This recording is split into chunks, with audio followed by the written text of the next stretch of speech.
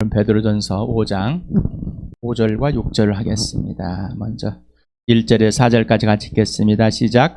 나는 여러분 가운데 장로로 있는 이들에게 같은 장로로서 또한 그리스도의 고난의 증인이요 앞으로 나타날 영광을 함께 누릴 사람으로서 권면합니다. 여러분 가운데 있는 하나님의 양떼를 먹이십시오. 억지로 할 것이 아니라 하나님의 뜻을 따라 자진하여 하고 더러운 이익을 탐하여 할 것이 아니라 기쁜 마음으로 하십시오. 여러분은 여러분이 맡은 사람들을 지배하려고 하지 말고 양떼의 모범이 되십시오. 그러면 목자장이 나타나실 때 변하지 않는 영광의 면류관을 얻을 것입니다. 5절 6절 같이 읽겠습니다. 시작. 젊은이 여러분, 이와 같이 여러분도 나이가 많은 이들에게 복종하십시오. 모두가 서로 겸손의 옷을 입으십시오. 하나님께서는 교만한 자를 물리치시고 겸손한 사람에게 은혜를 베푸십니다. 그러므로 여러분은 하나님의 능력의 손 아래 자기를 낮추십시오. 때가 되면 하나님께서 여러분을 높이실 것입니다. 이제 장로와 되죠. 장로는 지난 토요일에도 이렇게 조금 알려드렸습니다. 시스템이나 조직을 가지고 원하는 것이야 질서에 대해서 역할을 분명히 알려줬는데 정치 제도, 교회의 정치 제도를 마련하기 위한 어떤 기틀이 돼버리는 어떤 출발이, 그거는 세상에 있는 기준을 가지고 들어와서 교회라는 조직에 붙여보려고 한 잘못된 하나님의 가족, 교회는 하나님의 가족, 하나님의 백성, 하나님, 예수 그리스도의 몸, 동생, 이렇게 표현. 거듭난 자들의 몸, 생명 있는 자, 함께 예수 그리스도의 영광에 참여할 자들, 표현이 됩니다. 장로, 젊은이, 장로는 프레스비테로스라는 이 단어를 사용하고 헬라어에서 젊은이는 네오스라고 비교급으로 사용되는데, 그래서 장로는 나이가 더 많은 이런 뜻을 가지고 있습니다. 젊은이는 나이가 좀 더 어린, 그런 다른 의미의 새로운이라는 새 사람, 그래서 단어가 사용되었습니다. 여기 보면 이와 같이는 앞부분에 동일하게끔 이런 뜻을 갖고 있죠. 이와 같이 잘합시다. 배분들, 선배님들을 잘해봅시다. 그분들 닮아서 이와 같이 뜻을 갖고 있겠죠. 장로가 한 것 같이, 장로가 한 것 같이를 보면은 긍정적인 면을 볼 때 예수 그리스도가 나타나실 때 함께 영광을 누릴 사람으로 사람입니다.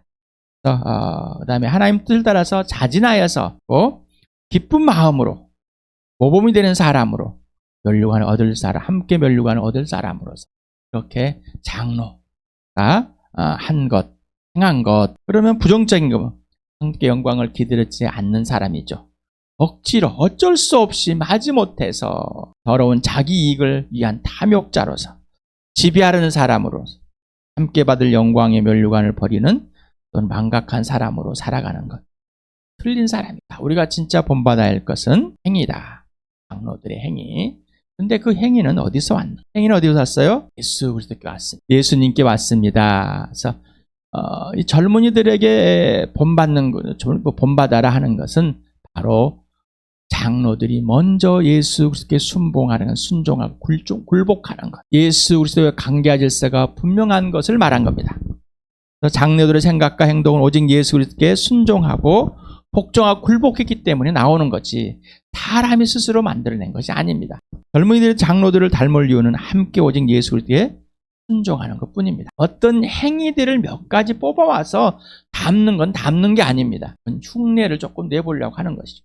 담는다는 것은 예수님의 지시 그대로 행하는 것을 담는 거라고 합니다. 우리는 스승과 제자에서 담는 것을 많이, 또 부모와 자녀 간에 담는 것을 볼 수 있습니다. 그런데 그것들을 보면은 그냥 습관적인 행동들이 옵니다. 물론 부모와 자녀에 담는 것은 죄의 본성을 담게 되어 있습니다. 죄의 본성을 그대로 담습니다. 본성. 어제는 국가대표 태국과의 이번에서 지난번에 단컵인가 할 때 제가 저에게 주장에게 대들어서 굉장한 비난을 제가 목사님들도 끼어들었습니다.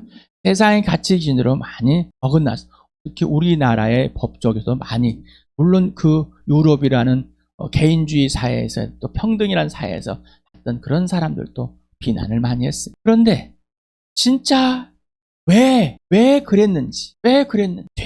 세상의 가치관으로 볼 때는 좀 더 선배가 좋은 사람, 후배가 더. 그러나 죄의 본질입니다. 죄악입니다. 그런데 우리는 그것들 포장 속에 이걸 가지고 교회에 또 끌어들이려고 합니다. 예를 들어줍니다. 겸손한 자와 교만한 자의 비교를 드러난 행위에서 볼 수가 있습니다.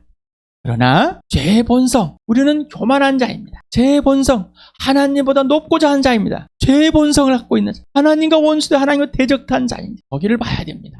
그래서 여러분, 믿으면 예수 그리스도 출발하. 믿음의 기준은 예수 그리스도. 예수 그리스도 믿음이 출발할 때 어디서부터 출발해야 한다고? 죄에서 출발해야 돼. 죄에서 출발해야 됩니다. 그러면 겸손이 뭐냐? 그럼 죄에서부터 당연히 출발해. 누구의 기준은? 예수의 기준. 그래서 예수님과의 관계와 질서가 있느냐 없느냐, 인생의 문제가 해결됐느냐, 그리고 예수 그리스도께 굴복하면서 자라가고 있는가라는. 여러분은 이 순복하다, 복종하다, 굴복하다 즐거운 행복한 표현이십니까? 감사와 찬양이 절로 나오십니까? 주일 설교의 제목이 순종입니다. 하나님께 순종이라. 세 번째로 했어요. 전에도 몇 번 했습니다. 기쁘십니까? 순종이라는 이 순복하다라는 말이 단어가 행복하십니까? 그러니까 우리 겸손이란 찬양하고 주 예수 기뻐 찬양의 부활을, 예수 그리스도의 부활을 찬양하는, 부활로 주인이 된 이걸 찬양, 그리고 이런 교회 달라고 하는 찬양의 새각을 지냈습니다. 어떻습니까? 여러분 기쁘십니까? 행복하십니까? 감사와 찬양이 나옵니다. 순종과 겸손은 근거, 순종하지 않습니다. 예수님께 순종한 것은 순종을 잘한 것 같지만 모든 삶에서 겸손하지 않다는 것은 예수님께 순종하지 않고 있는 것. 교회의 주인은 누구십니까? 교회의 주인은 예수 그리스도입니다. 거듭난 사람들의 주인은 오직 예수입니다. 맞습니까? 예수님만이 여러분의 진짜 주인이십니까? 아직도 종교 가치관, 종교 철학을 들고 와서 예수를 이용해서 뭔가를 얻어내는 그러한 기본적인 이 죄성에 가는 것을 계속 가지고 있면서 예수 그리스도를 받아들이고 예수 그리스도와 관계하고 있는 것입니까? 나의 주인은 오직 예수. 나를 죽은 자 가운데 살인하신 분 오직 예수. 내 인생의 문제를 해결해 주신 분 예수. 영원한 생명은 예수. 이 땅에서 지금 나머지 삶 덤으로 살게 하시는 분 예수. 오직 예수가 전부가 되십니까? 그래야 교회는 전부가 되는 겁니다. 교회의 주인이 예수.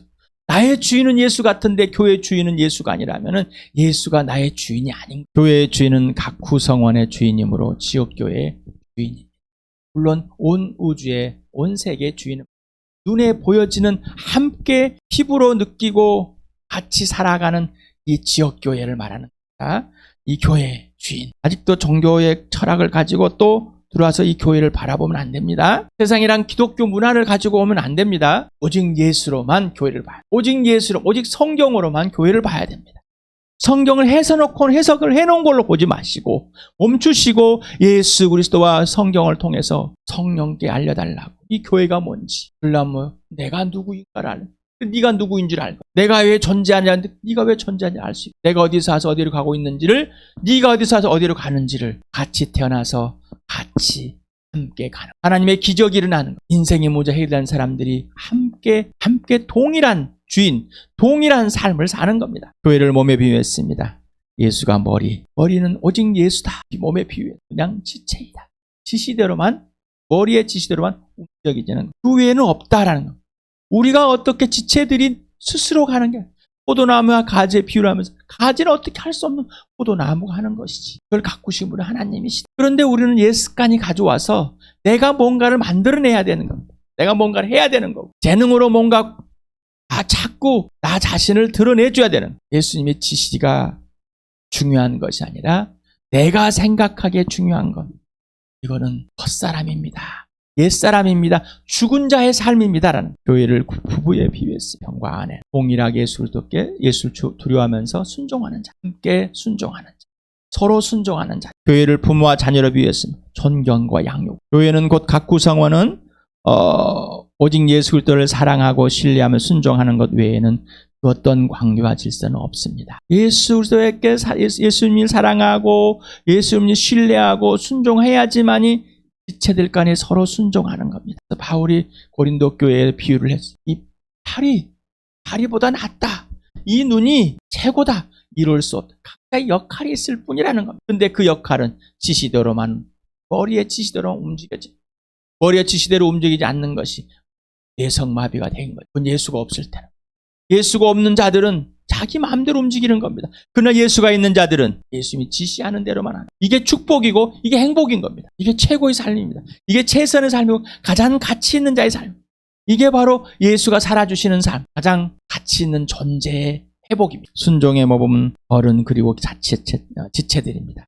그러나 그 모범은 예수, 본은 예수입니다. 예수, 사람이 아니라 예수. 그 예수를 따라가는 사람들이 본을 보여줘야 됩니다. 그러면 사람들이 본을 보여주면은 다 잘할 것 같아요? 아니요. 예수님과의 관계 질서가 온전하지 못하면 아무리 본을 보여줘도 하지 않습니다.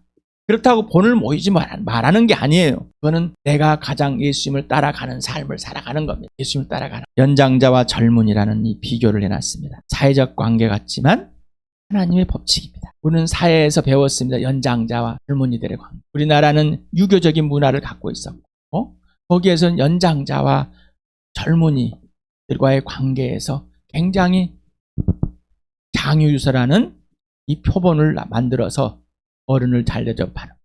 어른을 잘 대접했더니 애들 무시해버리네. 제 본성은 뭐예요? 제 본성 교만이라고 그랬잖아요. 교만. 이 교만은 거절하고 너보다 높고자 하고 지배하려는, 서로의 우리가 하나님을 지배해 보려고 하는 거잖아요. 하나님보다 높고자 하는 그 악랄함은 하나님을 지배해 보려는 그 악랄함. 그러니 뭐예요? 당연히 장유서는 없겠죠. 지금은 하다 아이들이 기회하고 무슨 법을 만들어서 학교에서도. 그래가지고 이제 애가 어른이고 어른은 애가 됐습니다. 존중은 하지만은 질서는 있어야 됩니다. 교회에도 마찬가지. 자, 그들의 것이 아니라 이 있는 거는 장로와 젊은이들, 어른이 있고 있는 것들은 세상에 있는 조직이 들어온 게 아니라 원래 하나님께서 그 법칙을 만드셨습니다. 부부에도 남자를 먼저 낳아서 여자를 나중에 만들, 남자가 머리가 되고 주인이 되는 관계를 아버지께서 형성, 하나님 아버지, 아들 예수 그리스도 성령께서 이미 그렇게 해놓으신 겁니다. 하나님을 떠나 그 관계 질서 깨져버린 것이죠. 그래서 예수님이 오셔서 이 모든 것을 회복하시고 그 질서대로, 그 관계 질서대로 이 교회가 사는 삶. 이게 축복입니다. 그러니 세상과 다른 삶을 사는 거죠. 그러니 더 이상 세상의 것을 이것들 끌고 들어와서 그 명칭들을 가지고 들어와 있다고 해도 그 명칭과 그 조직의 시스템에 있는 것이 아니라 오직 하나님에 의해서 다시 설명이 되어지는 왜 그래야 되는 것인지를 알려주시고 알게 해주시면서 진짜 가족, 하나님의 가족, 그리고 육신의 이 가족들이 교회가 되면서 회복하시려고 하는 겁니다. 당신은 어디에서 출발했습니까? 라는 질문을 자주 해보시기 바랍니다. 교회는 오직 예수 그리스도와의 관계 질서에서만 온전한 교회가 됩니다. 이 편지들을 쓴 이유는 교회가 망가지고 온전한 교회가 되고 있지 않기 때문입니다. 사도들이 본을 안 보였습니까? 지도자들이 본을 안 보였습니까? 본이 없어서 안 하는 게 아니라 못하는 게 아니라 깨져가는 것이 아니라 이 교회들이 망해가는 것이 아니라 예수님과의 관계 질서가 없기 때문입니다. 그래서 편지들을 다 예수님과의 관계 질서를 먼저 회복하고 그 외에는 근데 설명을 해놨습니다. 왜 그래야 되는지를. 왜 그랬을까요? 예수님과의 관계를 회복해 주려고, 그를 통해서 교회, 나를 알고 너를 아는 교회를 알게 하려고, 그리고 관계가 어떤 것인지를 알게 하려고 끄집어 들어 설명을 한 겁니다. 그리고 그게 진짜 예수를 알 수 있더라는 도구일 뿐입니다. 근데 예수를 알게 되면 나머지 것들 알게. 아까 주 예수 기뻐 찬양이, 부활하신 주 찬양합시다 하면 예수 앞에 굴복되면 모든 것이 다 돼버리는 겁니다. 설명을 안 해도 돼버립니다. 우리는 겸손이라는 단어를 하고 겸손을 엄청 연구합니다. 막. 순종이라는 단어, 순종을 엄청 연구합니다. 성경 여기저기 찾아가서 연구합니다. 아유, 그런 목사님 주일날은 왜 성경을 세 곳이나 끌고. 맞아요. 잘못된 순종, 진짜 순종이 뭐냐를 것을 알려주고 싶었습니다. 그거는 뭐요? 오직 예수만으로만 아는데 예수만으로만 안 되니까 그렇게 알고 자지 않기 때문에. 그래서 여러분에게 그런 겁니다. 겉사람, 복사람, 예수가 완전히 통치하는 겉사람, 옛사람이 완전히 통치하는 죄인, 하나님과의 관계 질서를 무시하고 깨버린 자, 의인, 하나님과의 관계 질서를 온전하게 처복종하여서 절대적으로 지키는 자, 꼭 지켜야만 한다는 자. 이게 있는 겁니다. 하나님은 사람과의 관계와 질서를 만드신 분입니다. 세상에서 끌고 들어오지 마시라. 하나님께서 만드셨어요. 하나님께 부부를 만드시고 교회를 만드셨어요. 또한 각 사람의 관계와 질서를 만드신 분입니다. 부모와 자녀, 공동체를 만드는데 이걸 다 깨버렸습니다. 누가? 사람이. 바로 하나님 아들 예수님이 오셔서 회복해 놓은 겁니다. 이게 바로 교회입니다. 교회를 종교적인 입장에서 보지 마세요. 사회적 시스템에서 보지 마시 바랍니다. 조직에서 보지 마시 바랍니다. 그러면 지금의 기독교 문화가 옳은 겁니까? 그걸 알 수 있는 것은 예수 그리스도와 성경밖에 없습니다. 교회의 관계와 질서를 무시하고 깨는 행위는 하나님을 무시하고 하나님께 반역하는 성령을 거역하는 자, 대적하는 자. 다음은 카리스 종합주석이네요. 베드로전서 682쪽에서 발췌한 겁니다. 잘 안 보이실 겁니다. 그런데 영상으로 오면은 멈췄다 보면 잘 보일 수 있습니다. 잘 보일 수 있습니다. PPT는 잘 안 보일 거예요. 여기에 여러 학자들이 이 장로들, 목사들이 어떤 위치에 있어고 교회를 공동체를 깨지 않게끔 어떤 것을 해야 될까? 그런데 여기서 보면은 교회의 정치 중간에 있습니다. 성도들이 목사에게 순종해야 하는 이유는 교회에서 어떤 복종도 없다면 교회의 정치가 무너지기 때문이다. 교회의 질서가 무너진다라고. 즉 목사들이 목회 직분 자체에 기능상 부여된 권한에 의해서 다스려야 하는 어떤 권위도 가지 못할 때 모든 성도는 즉각적으로 거만하게 제멋대로 뛰어 돌아다니게 되기 때문이다. 이 칼빈이라는 사람이 이렇게 주석서를 해놨다고 이렇게 거기서 칼빈의 주석에서 뽑아가지고 여기다 이 주석을 만드신 분들이 이렇게 해놨습니다. 우리는 단어가 정치, 교회가 정치입니까? 다스리는 어떤 잘못된 세상의 가치관이 들어오는 교회가 다스려지는 오직 오직 예수께 인정하지 않는다면은 그냥 종교적으로 다스려지는 정치도 다스리는 건데 그런 개념이 아니라 하나님의 진짜 통치, 예수의 통치 아래서 다스려지는 교회. 자, 그래서 이 목사에게 장로에게 권한을 준 사실을 알게 된 겁니다. 교회에서 관계와 질서가 분명하게 생기는 거고 분명하게 회복된 거고 분명하게 지켜나가는 겁니다. 하나님의 통치 아래 있지 않다, 다스림 안에 있지 않다면은 이거는 그냥 세상에 있는 정치적인 관념일 뿐입니다. 여러분, 교회는 목사가 어떤 정치를 잘할 수 있도록 하는 게 아니에요. 당연히 어른으로서 또 어린 목회자일지라도 하나님이 세워주신 이 교회의 공동체, 영적인 공동체의 리더로서 잘 대접하는 것, 세상의 기준이 아니에요. 그러나 하나님과 관계 질서가 이미 깨져버렸기 때문에 그 깨진 대로 한다면은 어떤 것도 회복이 될 수가 없어요. 그러나 그 깨진 대로 아까 축구의 비유에서 축선수에 비유했습니다. 그대로 하는 것이 괜찮은 것처럼 보일 때가 있습니다. 거짓말입니다. 세상의 가치가 예수가 없이 모양을 내는 것입니다. 교회는 그런 것이 아닙니다. 교회는 그런 것이 아닙니다. 하나님의 능력 아래 낮춤이 바로 겸손이다. 여러분, 하나님의 능력을 보이십니까? 하나님의 능력을 뭘로 봤습니까? 부활이 사실이면은 예수가 능력이고 하나님의 능력이 전부라는 사실을 굴복해야죠. 겸손해질 수밖에 없잖아요. 창조주 앞에 창조주를 아는데 겸손하지 않는다는 것은 이건 말도 안 되는 거예요. 사람에겐 겸손은 없습니다. 죄인에게는 겸손은 없습니다. 맞습니까? 여러분 스스로가 나는 겸손하고 나는 잘 참고 있다고 생각하시고 나는 순종을 잘하고 그런 세상에 있는 가치관으로 박수를 받고 왔다면 예수님 아무런 의미가 없습니다. 예수 그리스도께 겸손을 배우지 않으면 겸손이 무엇인지 결코 모릅니다. 결코 모릅니다. 1도 모릅니다. 오직 예수 그리스도와의 전인격적인 사귐 안에서 예수 그리스도의 사랑과 믿음과 순종을 알고 그분의 겸손을 배우게 됩니다. 수고하고 무거운 일 다 내게로 와라. 남은 쉬는데 나는 온유와 겸손한 자인 내게 와서 배워라. 근데 누구의 멍을? 예수의 멍에를 배워서 배워라. 내 멍에는 가볍고 쉽다. 예수님께 직접 배워야 돼. 예수님께 배우지 않으면 안 됩니다.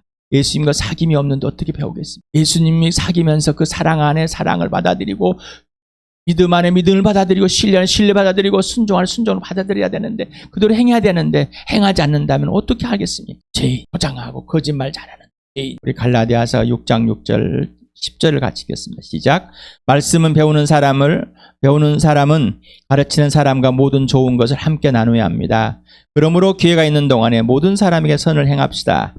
특히 믿음의 식구들에게 더욱 그렇게 합시다. 여러분, 말씀을 배우는 자입니까? 그러면 가르치는 사람에게 모든 좋은 것을 함께 나누고 있습니까? 아직도 예수 그리스도의 관계와 질서 속에서 예수님께 배우는 것이 아니라 내가 갖고 있는 옛사람의 기준을 가지고 벌벌 떨고 있습니다. 여러분, 믿음의 식구들에게 먼저 잘합니까? 히브리서 13장 7절 같이 읽겠습니다. 시작.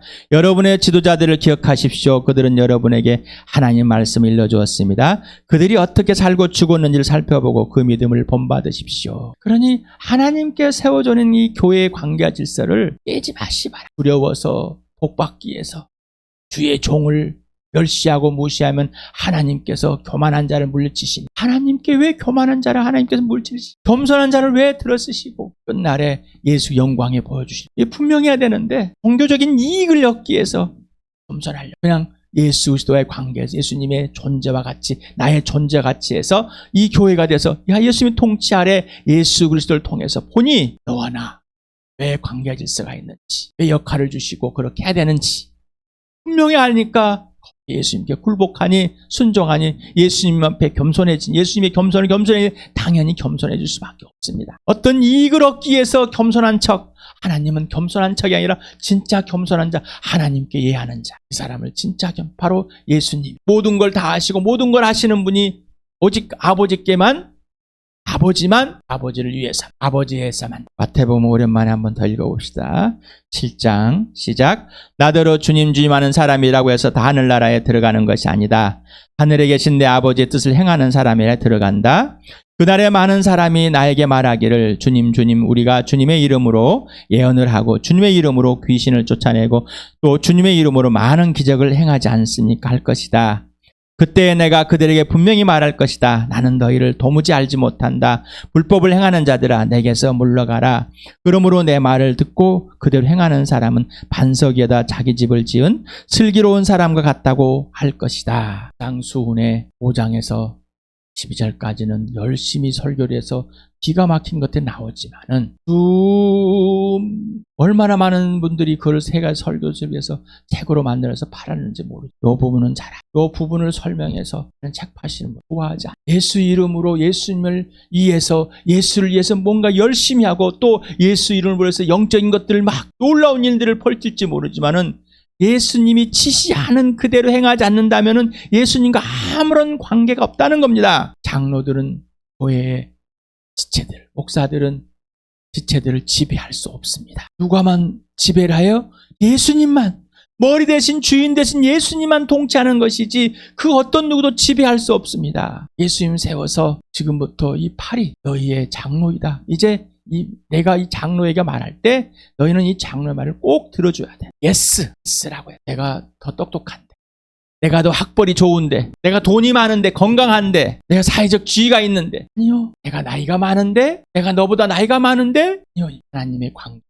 인생 있는 자는, 인생의 문제 해결하는 자는 절대 깰 수가 없습니다. 저복종하고 이 교만함이, 탐욕이 슬멀슬멀 나올 때 예수님께 처복종하는 자가 되는. 그래 교회 공동체는 하나님의 작품으로 이루어진 진짜 영적인 회복된 그 축복을 누리게 될 것입니다. 나와 여러분은 슬기로운 사람입니다.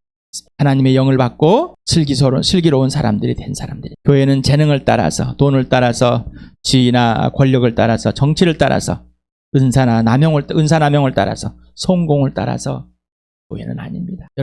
여러분들이 이런 마음들이 노하시기 바랍니다. 또 이런 것인 줄 몰랐을 때 이제부터는 노하시고 오직 예수께만 이해하시기 바랍니다. 오직 예수를 따라서, 오직 예수를 따라. 질문해 봅니다. 당신은 오직 예수 그리스도께만 순종하고 복종하고 굴복하고 순복하고 있습니까? 그래서 여러분에게 왜 성령께서, 왜 하나님 아버지께서 우리 교회에 예수 믿기 전에, 예수 믿은 후에 어떠한 범죄들을 여러분이 저질렀는지 성령이 분명히 알려달라고. 그것이 시작되지 않으면은 교회는 거짓말. 당신은 교회에서 목사 장로 어른들에게 순종하고 있는가? 당신은 어른으로서 예수 그리스도께 직접 순종하고 어린 지체들의 모범이 되고 있는가? 당신은 목사와 장로들에게 당신에게 좋은 모든 것을 함께 나누고 있는가? 당신은 모든 것을 믿음의 식구들에 먼저 하고 세상의 사람들에게도 그렇게 하고 있는가? 당신은 이유 질문에 예스나 노를 선택했을 것입니다. 그 이유와 원인과 근거를 구체적으로 찾았습니까? 찾고 있습니까? 교회 하나님의 행복이 하나님의 복입니다. 축복입니다. 당신은 하나님의 복이십니까? 교회는 하나님의 복이십니까? 너는 하나님의 복. 왜 지역교회를 이렇게 예수님은 하나님은 이 지역교회에 대해서 왜 이렇게 저들을 통해서 편지를 왜 지역교회에 눈에 보인 형제자매를 왜 교회라고 불렀까? 왜 가족이라고? 왜 부부에 비유했어요? 도대체 뭘까? 부모와 자녀 도대체 뭘까? 그 이유와 원인과 근거를 알지 못하면 주어진 은혜를 그 주어진 행복을 모를 뿐입니다. 하나님의 축복, 행복을 나와 여러분들 베드로전서 5장 1절에서부터 6절까지 읽으면서 이게 행복이구나, 이게 복이구나, 축복이구나를 읽어봅시다. 시작. 나는 여러분 가운데 장로로 있는 이들에게 같은 장로로서 또한 그리스도의 권한의 증인이요 앞으로 나타날 영광을 함께 누릴 사람으로서 권면합니다. 여러분 가운데는 하나님의 양떼를 먹이십시오. 억지로 할 것이 아니라 하나님의 뜻을 따라 자진하여 하고 더러운 이익을 탐하여 할 것이 아니라 기쁜 마음으로 하십시오. 여러분은 여러분이 맡은 사람들을 지배하려고 하지 말고 양떼 모범이 되십시오. 그러면 목자장이 나타나실 때 변하지 않는 영광의 면류관을 얻을 것입니다. 젊은이 여러분, 이와 같이 여러분도 나이가 많은 이들에게 복종하십시오. 모두가 서로의 겸손의 옷을 입으십시오. 하나님께서는 교만한 자를 물리치시고 겸손한 사람에게 은혜를 베푸십시오. 그러므로 여러분은 하나님의 능력의 손아래 자기를 낮추십시오. 때가 되면 하나님께서 여러분을 높이실 것입니다. 겸손은 지는 거나 무시가 아니라 오직 예수 그리스도의 하나님을 인정하는 자입니다. 그런 나와 여러분, 우리 주 함께 되길 축복합니다.